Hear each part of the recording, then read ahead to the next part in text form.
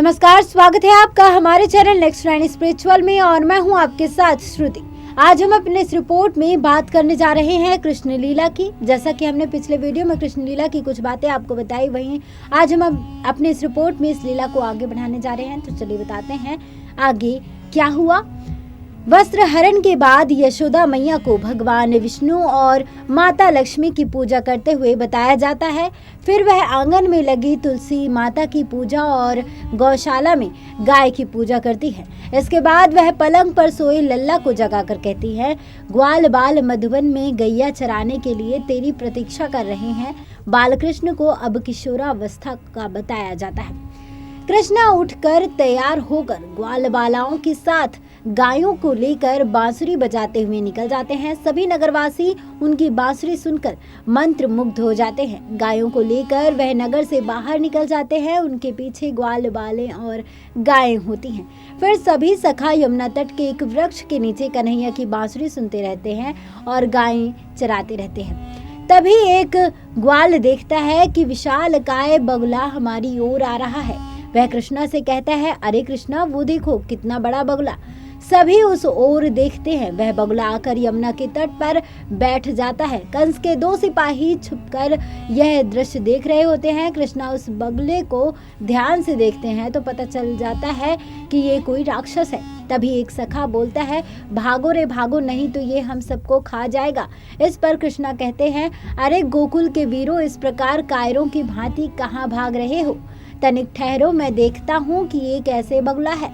तब मनसुखा कान्हा का हाथ पकड़कर कहता है, कहाँ जा रहे हो कान्हा? ये बगुला नहीं, कोई भूत प्रेत है। तब कान्हा कहते हैं, छोड़ मनसुखा, मुझे जाने दे। यदि हम यहाँ से चले गए तो वह हमारे बछड़ों को खा जाएगा। तभी सभी कान्हा को पकड़कर बोलते हैं, मत जाओ। यह देखकर दाऊ भैया कहते हैं, जाने दो इसे कुछ नहीं होगा। फिर कान्हा चले जाते हैं। दोनों सिपाही यह देखकर मुस्कुराते हैं। गांव के और ग्वाले भी यह दृश्य देखने के लिए एकत्रित हो जाते हैं। फिर कान्हा उस विशाल काय बगुला के पास जाकर खड़े हो जाते हैं तो वह बगुला कान्हा को अपनी चोंच में लेकर निकल जाता है। यह दृश्य देखकर सभी सखा चिंतित हो जाते हैं, लेकिन दाऊ भैया मुस्कुराते रहते हैं। कान्हा उसके पेट में पहुंचकर अपनी माया से आग उत्पन्न कर देते हैं। बगुले के पेट में जलन होती है तो वह चोंच खोल देता है, जिसमें से कान्हा बाहर निकलकर कूद जाते हैं।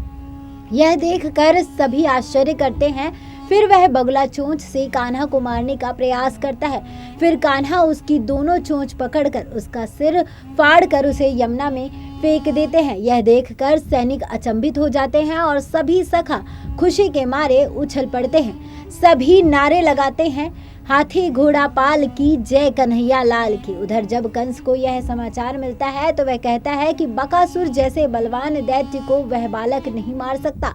तब सैनिक कहता है, महाराज ये सत्य है, वह तो उस बालक को निगल गया था लेकिन चबा नहीं सका तो बाहर उगल दिया। तब कंस कहता है कि मूर्ख था वह, यदि वह उसे चबा नहीं सकता था तो उसे चोंच में दबाकर यहाँ ले आता, यहाँ हम उस बालक का वध कर देते। तब कंस चाणूर से कहता है कि कितने दुख की बात है कि हमारे पास इतनी भी शक्ति नहीं जो हम उस छोटे से बालक का अंत कर सके।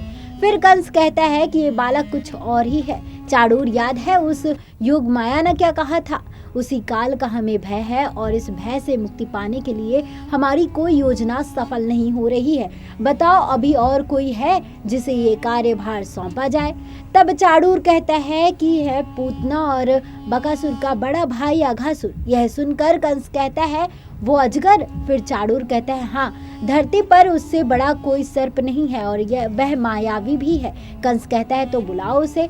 यह कहकर वह जोर से कहता है, अघासुर। तभी एक विशाल काय अजगर रूप में अघासुर वहां प्रकट हो जाता है। यह देखकर कंस के चेहरे पर आश्चर्य और प्रसन्नता के भाव आ जाते हैं। तब अघासुर कहता है कि महाराज, मैंने अपने भाई की मृत्यु का समाचार सुन लिया है। मेरे अंदर इस समय प्रतिशोध की ज्वालाएं भड़क रही हैं। मुझे आज्ञा दीजिए कि उस बालक का भक्षण करके अपनी बहन और भाई की मृत्यु का बदला ले लूं। कंस प्रसन्न होकर कहता है, आज्ञा है अघासुर, आज्ञा है। अघासुर कहता है कि मैं बकासुर जैसी मूर्खता नहीं कर सकता। एक बार निगल लेने के बाद अजगर के जबड़े जब बंद हो जाते हैं तो स्वयं भगवान भी उसे खोल नहीं सकते। तब कंस कहता है कि ठीक है, परंतु बकासुर की घटना के बाद वह बहुत चौकन्ना हो गया होगा, आसानी से तुम्हारे मुंह के सामने नहीं आएगा। तब अघासुर कहता है कि आपके सामने तो अपना लघु शरीर लेकर आया हूँ, मेरा शरीर तो इससे कई गुना अधिक विशाल है महाराज। तब कंस कहता है, जाओ अघासुर और जाओ, विजय हो। सभी सखा बकासुर के वध का उत्सव मना रहे होते हैं। वे कृष्णा को उठाकर घूम रहे होते हैं। तभी विशालकाय अजगर को देखकर सभी गायें उल्टा गावी को दौड़ने लगती हैं। यह देखकर मनसुखा कहता है कि अरे इधर कहाँ आ रही हो, देखती नहीं हमारे सेनापति आ रहे हैं। गायों की भगदड़ के बीच सखाओं के हाथ से कंधे पर बैठे कान्हा गिर पड़ते हैं। तब कान्हा कहते हैं कि अरे अपने सेनापति को ही गिरा दिया तो तुम्हारी रक्षा कौन करेगा। तब मनसुखा और श्री रामा चिकनी चुपड़ी बातें करके कृष्णा को मनाते हैं। तब कृष्णा कहते हैं, भाई ठीक है, मैं ही तुम्हारा रक्षक हूँ, अच्छा चलो अब भोजन कर लेते हैं। तभी श्री रामा कहता है, अरे ये गुफा यहाँ कहाँ से आ गई। मनसुखा भी कहता है कि हाँ, पहले तो कभी नहीं थी यहाँ गुफा। तब एक सखा कहता है कि हो सकता है कि यह झाड़ियों से ढकी रही हो और कल की आंधी में झाड़ियाँ उड़ गई हों। कृष्ण भी देखते हैं। तब मनसुखा कहता है, चलो चलकर देखते हैं। सभी अजगर के मुंह को गुफा समझकर उसके पास चले जाते हैं, लेकिन कृष्ण पीछे खड़े देखकर समझ जाते हैं कि ये क्या है। अजगर देखता है कि एक बालक तो पीछे ही खड़ा रह गया। कुछ देर बाद कृष्ण भी उसके पास आ जाते हैं। सभी सखा अजगर की जीभ पर चढ़कर उसके मुंह में पहुंच जाते हैं, लेकिन कृष्ण नीचे ही खड़े रहते हैं। तब मनसुखा आवाज लगाता है, कृष्णा अंदर आओ, देखो गुफा के अंदर कितनी लंबी सुरंग है। अजगर कृष्णा की ओर देखता है, फिर कृष्णा भी जीभ से चढ़कर अंदर पहुंच जाते हैं। वहां पहुंचकर कृष्णा अजगर के मुंह में ऊपर की ओर देखते हैं। फिर मनसुखा कहता है, देखो कान्हा कितनी ठंड है यहाँ, आज से हम यही भोजन किया करेंगे। लेकिन कृष्णा मुस्कुराते हैं। तभी अचानक अजगर का मुंह बंद हो जाता है। सभी चीखते हैं, भागो भागो। सभी सखा कहते हैं, हमारी रक्षा करो कान्हा। यह कहते हुए सभी बेहोश हो जाते हैं। फिर कृष्णा अपने शरीर का आकार बढ़ाते जाते हैं और उस अजगर का जबड़ा तोड़ देते हैं। यह दृश्य देखकर आसमान से शंख का नाद होता है और सभी देवता श्री कृष्ण को नमस्कार करते हैं। फिर उस अजगर के अंदर से एक देवता निकलते हैं और कृष्णा को प्रणाम करते हैं और कहते हैं कि आज कई युगों के पश्चात मैं महर्षि अष्टावक्र के श्राप से मुक्त होकर आप जगदीश्वर की वंदना कर रहा हूँ। आपकी शरण आया हूँ प्रभु। आपके श्री चरणों के स्पर्श मात्र से मेरे समस्त पापों का नाश हो गया है। हे दीन बंधु, मैं दैत्य शंखासुर का पुत्र था। कामदेव के समान मुझे अपने शरीर की सुंदरता पर गर्व था। एक दिन वन में मैंने ऋषि अष्टावक्र को देखा। उनके टेढ़े मेढ़े और लचीले शरीर को देखकर मैं अपनी हंसी रोक ना सका और उनका घोर मजाक उड़ाया। तब उन्होंने मुझे सर्प हो जाने का श्राप दे दिया।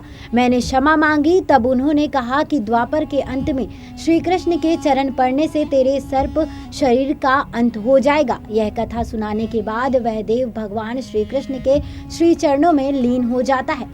बता दें कि हमें पूरी जानकारी वेबसाइट्स और अन्य जगहों से प्राप्त हुई है। ये जानकारी आपको कैसी लगी, आप हमें कमेंट बॉक्स में कमेंट कर जरूर बताएं और इस वीडियो को ज़्यादा से ज़्यादा लाइक करें, शेयर करें और चैनल को सब्सक्राइब करें। जय श्री कृष्ण।